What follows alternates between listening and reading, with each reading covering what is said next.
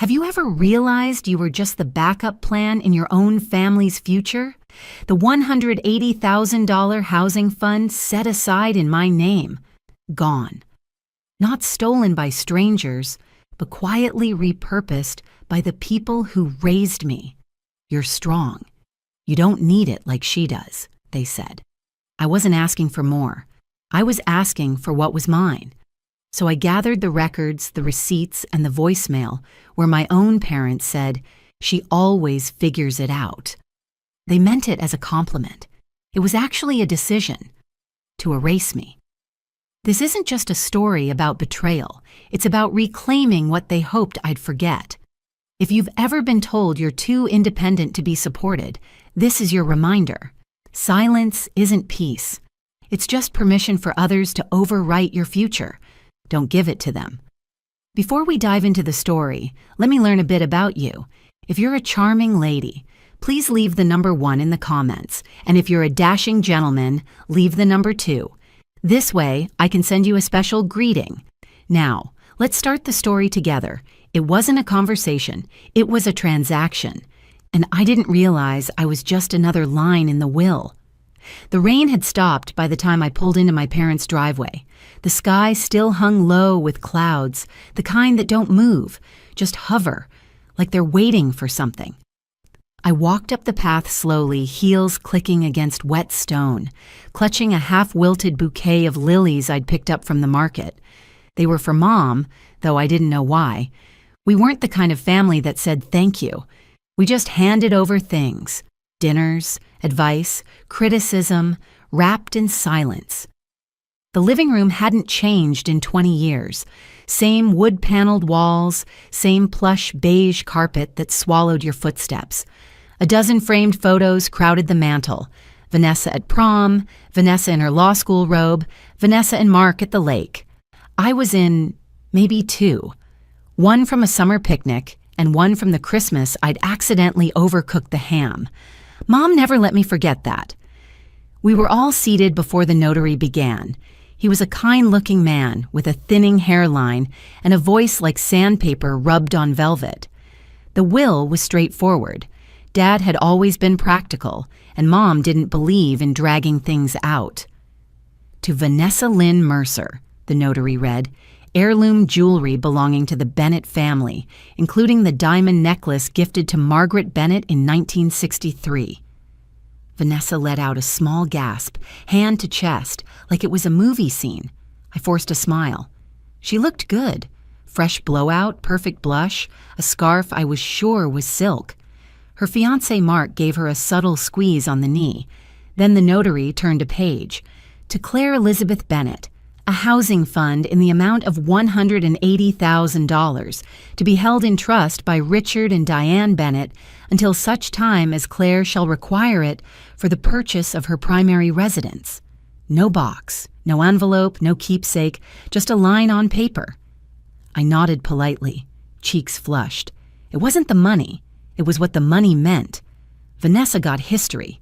I got responsibility. Vanessa got diamonds. I got instructions. Afterward, during dinner, the conversation hummed like it always did after funerals, soft and cautious with pauses too long to feel natural. I picked at the green beans, overcooked as always, while the antique clock on the wall ticked louder than the chatter. "You're so good with money anyway," Mom said, sliding a casserole dish toward me. "It just makes sense." I blinked. Just makes sense. As if logic had replaced love somewhere along the way. As if being careful, being stable, meant I didn't need care. Uncle Jake, sitting at the end of the table, didn't say much. He never did. But when I looked up, he was already watching me, one eyebrow raised. "Write everything down, Claire," he said quietly. "Every detail." I gave him a small nod. I didn't know why it mattered yet, but I trusted him. He was Dad's brother, but he'd always treated me like I wasn't invisible. Later that evening, I found myself alone in the kitchen. The wine bottle I brought was still unopened, shoved to the back of the counter like an afterthought. No one had offered me a glass. I didn't open it either. I just stood there, running my thumb along the edge of the cork like it might speak. That Thanksgiving the year before, Grandma had slipped an envelope into my coat pocket. No explanation, just a whisper. For your first home, when the time comes. I hadn't opened it for weeks. When I did, it was a check for $10,000 and a note that read, "To get you started. Love, Grandma." It was the only time anyone had said they believed in me with more than just words. Grandma never liked to talk much, but she always knew what to say without saying it. Now, sitting in the guest room with my coat draped over my lap, I stared out the window. Mark and Vanessa's laughter drifted from the living room, a high, polished sound that clashed with the weather. They were already talking about a wedding, a vineyard venue, something with string lights. I didn't resent them. I envied the simplicity of their certainty. I glanced down at my lap at the edge of the envelope I kept in my wallet like a lifeline. Dad always said, "Money isn't love, Claire, but it's how we show it." That night, I understood what he meant. I also realized that showing love and giving it weren't always the same thing. The fund sounded generous, but it wasn't a gift. It was something held, something that could be withheld. And as I stared at the ceiling, listening to the antique clock tick through the dark, I remember thinking, at least they wouldn't take it away. I didn't know I'd be wrong about that, too. My bank app didn't break. My trust did. The floor fan hummed in its usual rhythm, sending a slow wave of lukewarm air across my apartment as I sat cross-legged on the beige carpet, laptop warming my knees. Outside, summer baked the Seattle sidewalks into cracked mosaics. Inside, I was busy building something invisible, dreams built out of tabs, Zillow listings, loan calculators, property tax estimators. This condo on 6th Avenue had just dropped in price by $20,000. It had light, real, uninterrupted morning light. I could almost see my bookshelf by the window. I reached for my journal and opened it to the taped note. Faded ink, slightly curled edges. Grandma's handwriting still had a waver to it. One day, this will help you build something that's yours. I pressed my thumb to the paper like it might transfer some of her steadiness. This was the day. I was ready. I had the down payment, the steady job, the list of lenders. All I needed was confirmation. I tapped out a message in the family group chat. "Hey, just wanted to double check the status of the housing fund. I found a place I love. Can we talk this week?" 2 minutes later, Diane responded, "Don't stress, sweetie. Just focus on finding the right place. We'll talk when it's the one." It was evasive in that sugary way my mother mastered, the kind of reply that was meant to end a conversation with warmth, not clarity. Something pinched behind my eyes. I tried to brush it off as doubt or humidity. The next morning I called. Richard answered on speaker. I could tell by the way his voice echoed slightly, like I was on the counter beside a mug of coffee or a newspaper. "I just need to confirm the fund is ready," I said. "The seller wants a pre-approval and proof of funds by Monday." He cleared his throat. "Claire, you've always been good with money. You're stable. You don't need us the way Vanessa does." "I'm not asking for extra," I said carefully. "I'm asking for what was set aside." There was a pause. One of those awful stretching pauses that tells you the answer before the words arrive. "We used it," he said finally, "for Vanessa and Mark's house." The words didn't land all at once. They circled me like a draft I couldn't quite locate. Diane chimed in, lighter. "It was the right time for them, honey. The market was moving fast and you weren't looking then." "I wasn't looking because I was told to wait," I said, my voice low. "You said when the time came, it'd be there." "Oh, Claire," she sighed. "You always figure things out. That's who you are." I ended the call. Not abruptly, not angrily. Just ended it. I turned back to the laptop, the condo still open in one tab. The morning light I wanted. The hardwood floors. I didn't close the listing. I just sat there, staring. A text buzzed. Vanessa. "Hope we didn't mess up your plans too much. You'll land on your feet like always." I stared at the message long enough for the screen to dim. My thumb hovered. I didn't respond. Instead, I opened the Notes app and typed one line. They spent it. All of it. That night, I couldn't sleep. Not because of what they did, but because of what it meant. The fan clicked as it rotated. From the neighbor's apartment came the faint, staccato cry of a baby. I'd heard it before, usually during late editing sessions or weekend mornings with my coffee. The soft, vulnerable sound reminded me of what I thought I'd have by now. A life built on some kind of foundation, not just plywood promises and unspoken IOUs. I sat in the dark with my knees pulled up to my chest, my arms wrapped around them, tighter than I realized. It was the posture of someone trying to make themselves smaller, safer. I didn't cry. Not then. It took 2 days before I opened the financial portal again, the same one my parents had used to show me the fund years ago, a shared dashboard. Passwords I still remembered. There was nothing. No Claire Whitmore account. No $180,000 balance. No transaction logs. Erased like it was never there. I messaged my mom again. Was there ever an account in my name? The reply was slower this time. Let's talk later, okay? Don't overthink this. I looked around my small apartment. The thrifted blue couch, the chipped mug on the window ledge. I wasn't ashamed of what I had. I'd built it on my own. But this wasn't about furniture. It was about being treated like I didn't matter. Like the only reason I got anything at all was because someone else didn't need it first. And when I finally asked them why they chose her over me, they said, "You're used to taking care of yourself." And for the first time, I realized that wasn't a compliment. It was a decision. And they'd made it long before they told me. They laughed when I said I was speaking to a lawyer. Not a sharp, cutting laugh, just a dismissive huff, like I'd confused them for people who took me seriously. I heard it over the speakerphone, sitting in my apartment with my vanilla-scented candle half melted on the coffee table, legal pads open like battle maps around me. That laugh made my decision for me. I used to think confrontation meant raised voices, slamming doors. But sometimes it sounds like silence on the other end of a call while your parents quietly diminish you. It had started with a memory, a foggy one at first. The envelope. I dug through my closet that night until I found it, still sealed, edges curled with time. Grandma's handwriting on the front had faded, but inside was the note I remembered. Ask only if they forget. I ran my thumb over the words, and that's when something clicked. They had forgotten, or maybe they'd hoped I would. By the next morning, I was no longer in mourning. I was in motion.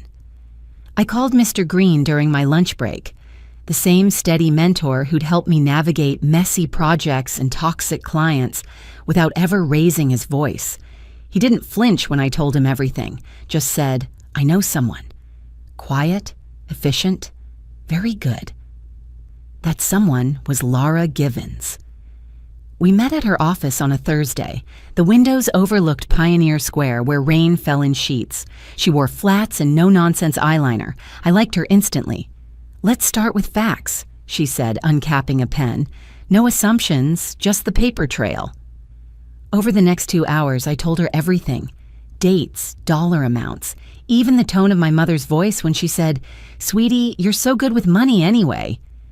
Laura nodded but said nothing until I showed her the transaction screenshots. That's when her pen stopped moving. "They diverted it before your grandmother passed?" I nodded. "Then this wasn't miscommunication," she said. "It was premeditated." I didn't cry. I didn't scream. I just asked, "What do I do?" She looked at me like a doctor about to deliver a hard truth. "You stop asking. You start acting." That night, I called Uncle Jake. He picked up after 2 rings. "Claire?" "Hi," I said. "I need to talk." I told him everything. His voice was quiet at first, but I heard the shift when I mentioned the financial trail. He exhaled hard. "I knew something didn't sit right that day," he said, "and I should have said something sooner." "Will you help me?" "I already am." 2 days later, a letter of demand went out to my parents' address, drafted by Laura, signed electronically by me. Calm. Legal. No emotion. Just facts and consequences. While Laura arranged a forensic accountant, I arranged something else. Space. I cleared off my dining table, started sorting printed emails, notes, even screenshots of text messages. The apartment looked like a miniature war room. Each night I recorded myself, just one line per entry. Tomorrow I act. Tomorrow I ask no one's permission. Tomorrow I take back what's mine. It was therapeutic. It was terrifying. And it all came to a head when Laura's assistant forwarded me a preliminary report. The account had been quietly drained in small, regular withdrawals, starting 5 months before Grandma passed. Not just gone, but siphoned, strategically, like someone knew how to make it disappear without raising flags. It wasn't a slip, it was a scheme. Dear friend, what would you do if you were in my shoes? I bet you can't guess what's coming next. But before we go any further, drop a 5 in the comments if you're still with me, because what happens next might just leave you speechless. That night, I sat with Uncle Jake again, this time at a diner with greasy hash browns and lukewarm coffee. He was flipping through the report when he asked, "You know they live in a building under corporate ownership?" "Yeah," I said slowly. "Why?" He looked up. "What if you bought it?" I blinked. He didn't smile, just sipped his coffee. "What if you didn't just take back your future?" he said. "What if you changed the locks on theirs?" The hardest part wasn't the evidence. It was realizing how long they'd been preparing for me not to matter. Each file I opened, each bank document I downloaded, there was a timestamp. The dates lined up with family dinners, birthdays, holidays, moments when they smiled at me across a table while quietly deciding I didn't need to be part of their future. I started noticing patterns, how my mother always asked about work, but never about my apartment, how my father nodded at my promotion but never asked what it meant. They were invested in the version of me who didn't need anything, the self-sufficient daughter, the quiet one. But self-sufficiency doesn't mean I deserved silence. Laura once said, "Sometimes justice isn't loud, it's just patient." So I became patient. I tracked every conversation, every receipt. I called the credit union where the account used to be, confirmed there was never a joint listing in my name, just theirs. I stopped giving them the benefit of the doubt. On a rainy Sunday, I listened to one of my old voice memos. I had recorded it the day after the funeral. My voice was hoarse, tired. I'd said, maybe they just forgot. Maybe it was too much for them. I played it twice, and then I deleted it. Because forgetting is an accident. This was architecture, quiet betrayal, brick by brick. Late one night, I found the last birthday card my grandmother ever gave me. It had a watercolor house on the front and a folded check inside, uncashed. I had saved it, always planning to use it on the house. I ran my fingers along the creases and tucked it into the folder labeled evidence. I lit another vanilla candle and whispered aloud, "You didn't forget, Grandma." You knew I'd need proof. The next morning, I emailed Laura with subject line, "Next steps." We weren't just building a case anymore. We were dismantling a lie. They said I was overreacting until we played the recording. I remember watching their faces when the audio filled the small conference room. It wasn't loud. It didn't need to be. My mother's voice, soft, polished, sounded almost innocent when she said, "Claire's always managed on her own. She doesn't need that money the way Vanessa does." Then came my father's agreement, quiet but firm. "She'll figure it out. She always does."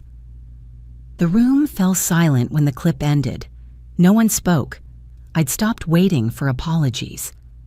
That morning, I pulled my coat tight against the Seattle drizzle and walked into Laura's office with 3 things in my bag: the audio file, an email string Vanessa had carelessly CC'd me on last year, and a birthday card from my grandmother that still smelled faintly of lavender. Spring had come early to the city. Cherry blossoms bloomed along sidewalks, and people were trading wool coats for umbrellas. But in my apartment, spring hadn't arrived. It was all legal pads and forensic reports, coffee mugs with rings at the bottom, and a calendar filled with deadlines instead of dates to look forward to. Lara sat across from me, her laptop open, her expression unreadable. She hit play again. When my mother's voice came through a second time, slightly clipped, clearly rehearsed, Lara tapped her pen against the table. "That's not just callous," she said. "That's strategic. It'll help us prove intent." Uncle Jake leaned in. "You need more?" Lara smiled, but it didn't reach her eyes. "Oh, we're just getting started." The forensic accountant had finished his sweep. According to the report, withdrawals from the trust fund had begun 3 full months before Grandma's death. They'd started small, $1,200 here, $2,300 there. Then came a $30,000 withdrawal labeled interfamily transfer. It wasn't subtle, just undocumented. When I read that line, something in me crystallized. This wasn't a misunderstanding. It was an erasure. I opened the drawer next to my bed that night and pulled out my grandmother's note again. Her voice echoed in my memory, calm, unshakable. Trust doesn't need reminders, lies do. They had built their lives on the assumption that I would stay silent, and for a while I had. I told myself I was being mature, reasonable, understanding, but understanding doesn't mean accepting. Vanessa called once that week. I didn't answer. She left a voicemail. "Hey, I know things are weird right now, but Mom and Dad said you're getting serious about lawyers? Just don't do anything rash, okay? We can talk." She said talk like it was a synonym for convince. I forwarded the voicemail to Lara. She labeled it Exhibit B. Later that evening, a longer voicemail arrived, this time from my mother. "You're tearing us apart, sweetheart. This family has been through so much. We were only trying to help your sister get her feet under her. She needed it more than you. You're strong. You always have been. Please don't do this." I listened once, then again. There was a tremble at the end of her voice, but I didn't feel guilt, just distance. It's funny how people redefine help when it benefits them. Lara compiled everything: recordings, documents, the power of attorney abuse, the misrepresented will clause. According to her, we had more than enough to move forward, and we did. The preliminary hearing was scheduled. A freeze was placed on the remaining assets, limited but symbolic. It meant something was happening, that they couldn't continue like nothing had happened. I stood in front of my closet the night after we received the court notice and hesitated. Then I reached for the navy blazer I hadn't worn in years, structured shoulders, clean lines. I paired it with dark jeans, crisp flats. Not because I had anywhere to be, but because I was someone else now, someone who kept receipts, someone who no longer mistook silence for peace. When Uncle Jake saw me, he nodded slowly. "You look like her." "Who?" "Your grandmother." She didn't bluff either. That night, I cleaned my apartment. Not just tidying, real cleaning. I boxed up old birthday cards I used to keep out for comfort. I filed paperwork into labeled binders. The coffee table was finally clear. When I sat down, it felt like the first real exhale in months. Then my phone buzzed. One new text. "Vanessa, you really want to destroy this family over money?" I stared at it. There was no question mark, just a statement, a test. But here's the thing about tests. They reveal who's actually been paying attention. I didn't reply. Instead, I opened the audio app on my phone and recorded my nightly log. "Tomorrow," I said, "we speak in court." Justice doesn't always feel like victory. Sometimes it just feels cold. I stepped into the courthouse that morning with my heart doing a steady, stubborn thud against my ribs. The August sun was bright, but inside the building it was all polished tile, dusty light through tall windows, and the lingering scent of legal paper and old wood. My heels echoed with each step as if the building needed to announce my arrival. Lara walked beside me, briefcase in hand, calm as always. Uncle Jake held the door and offered a quiet nod, his eyes more tired than usual. I took a breath that didn't quite settle and followed them into the courtroom. The judge sat high behind the bench, his glasses low on his nose, flipping through our file with a kind of surgical precision. It wasn't a dramatic setting, not the kind of scene movies make a fuss over, but there was weight in the room, an unspoken tension that sat behind every cleared throat and rustled paper. Claire Bennett versus Richard and Diane Bennett. They didn't look at me when I entered. My parents sat stiffly beside their attorney, Diane clutching a tissue in one hand, her other gripping the edge of the bench. Richard looked down at the table, jaw tight. Vanessa wasn't there. I noticed that more than I expected to. The presentation was methodical. Dates, documents, withdrawals, and testimony. The forensic accountant took the stand first, mapping out the timeline in steady, unimpeachable terms. He pointed out transactions that had no legal standing and described how the trust had been accessed under false pretenses. A former caregiver of my grandmother, brought in quietly, testified that she overheard my parents discussing early access to funds while my grandmother was still in hospice. When the audio was played, the one with their voices casually planning around me, I looked at the judge instead of them. His expression didn't change much, but his pen stopped moving. That told me everything I needed to know. Richard tried to speak up, claiming confusion, saying he misunderstood the rules of the trust. "It was for the family," he said. "We thought it was flexible. Claire's never needed hand-holding. She's strong." Diane broke first. She whispered something to their lawyer, then leaned into her mic, her voice cracking. "We didn't think it would get this far. We were just trying to help Vanessa. Claire. She's always been the steady one. We didn't think she'd turn on us." Turn. That word stuck with me, like I'd betrayed them by defending myself. The judge let the silence settle before delivering his ruling. Judgment in favor of Claire Bennett. Full repayment of the $180,000, plus damages and legal costs. There was no applause, no gasps, just the scratching of a pen and the sound of a life dividing clean down the middle. When we stepped outside, the sunlight felt foreign. Lara gave me a gentle pat on the shoulder. "This part is over. But I know it's not the part that hurts the most." I nodded. She was right. Later that week, I signed the papers with the real estate agent. The building on 48th Street, where my parents had lived for the past 6 years, was under corporate ownership, recently listed for sale. They had no idea I was the buyer. Uncle Jake had helped set it up through a holding company, and once the court ruling was in hand, I used a portion of the damages to finalize the deal. It was legal. It was clean. It was quiet. When I stood at the signing table, I didn't feel satisfaction. I felt tired. But I also felt something like certainty, like the ground was finally stable beneath my feet. I went home that night and opened the old family photo albums. There was one picture I hadn't looked at in years, Vanessa's wedding. My parents stood tall, smiling. Vanessa glowed in white. And there I was, half visible at the edge of the frame, cropped by a floral arrangement, eyes barely in focus. Even in our memories, I was on the outskirts. A week later, the first rent invoice was sent. Payer, Diane Bennett. Property manager, Claire Bennett. I didn't expect them to acknowledge it. I didn't need them to. That evening, I poured myself a glass of wine, not to celebrate, but to mark something, a boundary, a line drawn in ink, finally honored in practice.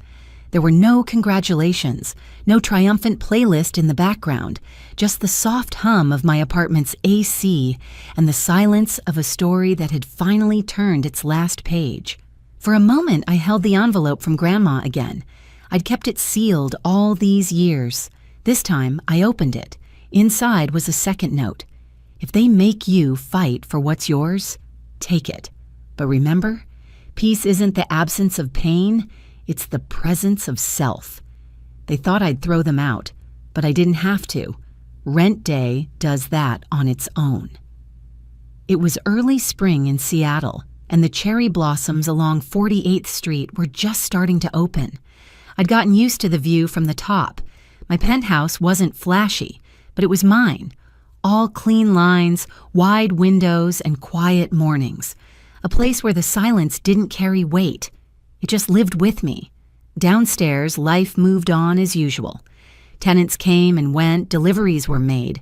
The building staff rotated in and out with their familiar greetings and rustling keys. I'd made a point not to micromanage.